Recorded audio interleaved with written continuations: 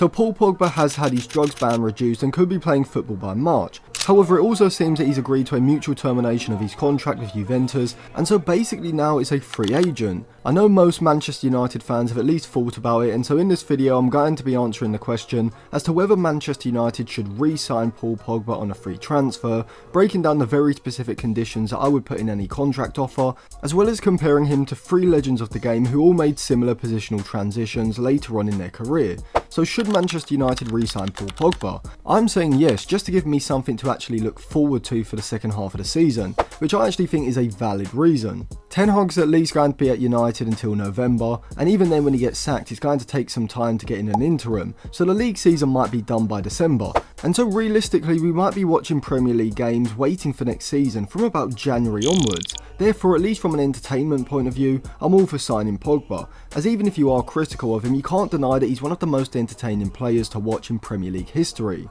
He's like a mixture between Yaya Toure and Zinedine Zidane, and I think you could actually argue that Pogba might be one of the best ball-carrying central midfielders in the history of the game, just purely on natural ability. But obviously football isn't solely judged on ability, but also on output and efficiency. But I think that Pogba still has the capabilities of performing at the highest level. But there are two issues, which are his salary demands and his injuries. In terms of his salary, he surely can't command much. I'd say it's unlikely that he finds a club who are going to pay him £100,000 a week as a fixed wage. There's talk of him going to Marseille, which I do really like the idea of, but their highest earner is currently Rabiot at £100,000 a week, with Højbjerg not far behind. I'd offer Pogba a contract from March when he returns till the end of the season on basically a pay-as-you-play basis, practically zero risk for United, because it's essentially a 3-month contract with the option of another year. But before I break down the contract offer in further detail, if you want to pick up any limited edition or retro jerseys, go over to the shirt plugs. They've got a variety of different jerseys I haven't really seen anywhere else, with the limited edition Sporting Lisbon CR7 shirt being one of my favourites. I do have an affiliate, so anything you do get from the shirt plugs will be directly helping to support the channel. I'll leave it linked in the description and comment section below. So if Pogba was to come back in March, you don't really want him playing 2 games a week with his injury record. And so let's say he plays 1 big game per week. I think given that Eriksen is on around 150,000 a week, and we got rid of Jadon Sancho's salary off of the wage bill, I'd give Pogba 150,000 per win that he features in from the start, and then obviously significantly less for substitute appearances and draws. I don't see how you can go wrong with that. It's a 3-month performance-based contract where he only actually gets paid if he plays and United get results. We may be out of the top 4 race by March, but hopefully we should still be in the Europa League and FA Cup, and Pogba is the sort of match winner that United could do with in the midfield. Pogba, even in his final season, was doing things that the Manchester United midfield now could only dream of. His passing ability was still world class,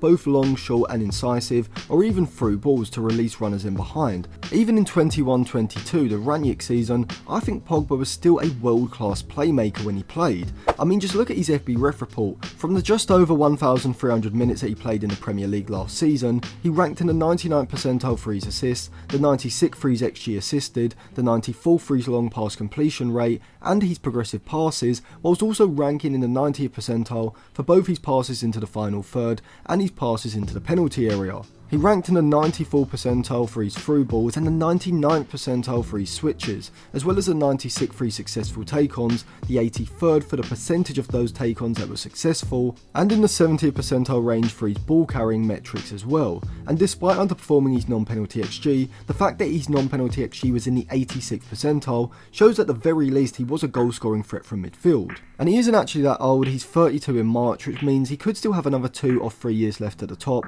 if his fitness holds up. And this brings me on to 3 players who I think at this stage of Pogba's career he could be compared to, and that is Steven Gerrard, Paul Scholes and Zinedine Zidane. See, all 3 players are what you describe as advanced central midfielders, or at the very least box-to-box midfielders, who transition to what I'd describe as a roaming playmaker in the case of Zidane, or a regista in the case of Scholes or Gerrard. Zidane never really became the deepest central midfielder like a regista would, picking up the ball from the centre-backs regularly, but he was given almost complete freedom to roam in the midfield, whereas Scholes and Gerrard Gerrard at that age didn't have the ball carrying ability that Zidane had, and so held deeper positions, being the playmaker orchestrating the attack in front of the opposition's defensive shape. And the reason I compare Pogba to Scholes is because, like Pogba potentially for the second time, Scholes returned to Manchester United in January 2012, having retired the season earlier in May 2011. Did he make an impact? Well, he was actually a game changer, as even though United lost the league that season to City in 2011-12, the next season Scholes stayed,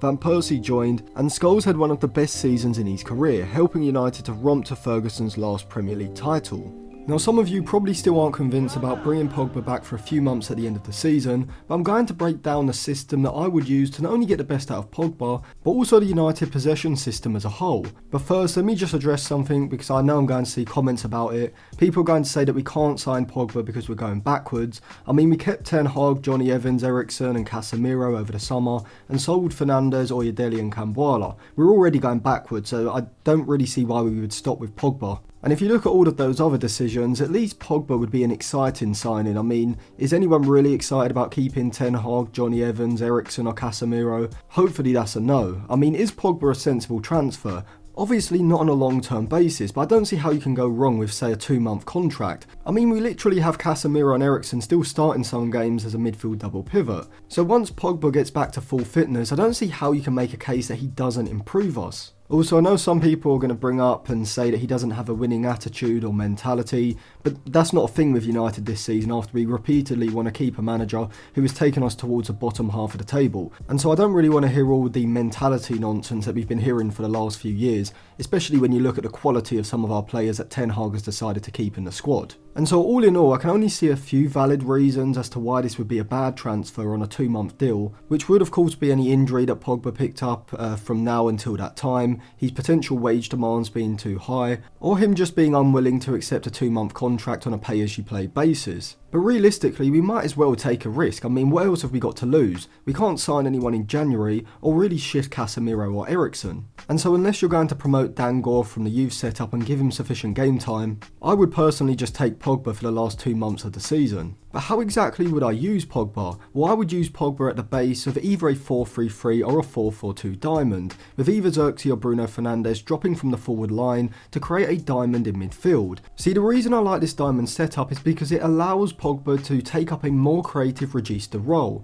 reminiscent of Andrea Pirlo at AC Milan, or Steven Gerrard under Brendan Rodgers at Liverpool. Mainu and Ugarte can play the Seedorf and Gattuso roles either side, being the water carriers off the midfield, who rather than pushing up between the lines will instead hold deeper positions flanking Pogba, but also providing the necessary defensive security behind to allow the fullbacks Dalot and Harry Amas to push further forward down the flank, holding the width in the possession shape, which should then afford Rashford and Ahmad the freedom to drift infield, where from, alongside Xerxes' deeper movement, both Rashford and Ahmad can either look to receive the ball between the lines or make runs ahead of Xerxes from the half space, looking to break in behind the opposition's back line. And this is where Pogba's quality could be seen, as whilst Eriksen is probably Manchester United's best deeper lying creator at the moment, I think Pogba, obviously when fit, eclipses even Eriksen, being able to pull off truly world-class passes and through balls, and with him being utilised in that deeper regista role, rather than as a advanced central midfielder, he's going to be able to get on the ball, dictate play, and create from deep a lot more often. But before I go any further, a quick reminder, I do have a Patreon. You can check out some of my unreleased tactical videos, articles, and a Telegram group channel where I will be doing live in-game analysis of all the Manchester United games and some of the other big games as well. I'll leave it linked in the description, comment section, and on the end screen after this video.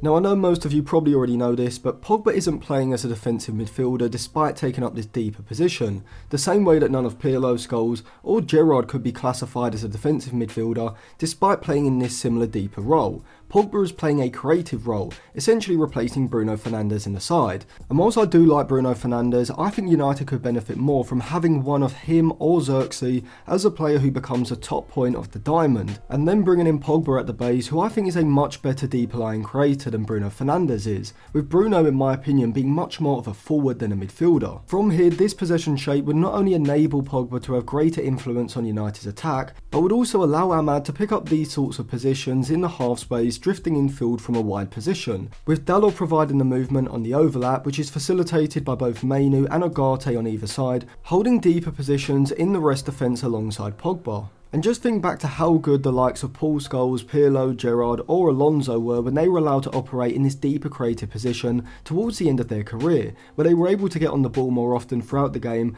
but also had players in close proximity to mitigate their defensive responsibilities. I think Pogba's long passing, incisive passing, vision, through balls and ball carrying is exactly what United need in the midfield, and apart from players like Marco Verratti or maybe Joshua Kimmich, who would be available on frees next summer, who else would we sign, particularly midway through this season, who has the capabilities of dictating the tempo of a game and being a serious creative outlet from that deeper position? Eriksen doesn't have the athleticism or the ability as players like Verratti or Pogba do, and I also think all three of Mainu, Mount and Agate would benefit from playing this slightly wider workman-like role at the points of the diamond, as it would take the creative burden off of the two of those three players in those positions, and instead would enable them to use their defensive and technical capabilities to provide the pillars keeping the whole possession system balanced. See, I really like the idea of Mason Mount sometimes coming in for Agate when United are chasing a goal or just want greater offensive output from this area, as Mount has a long passing and crossing ability to be very effective when receiving the ball in deeper positions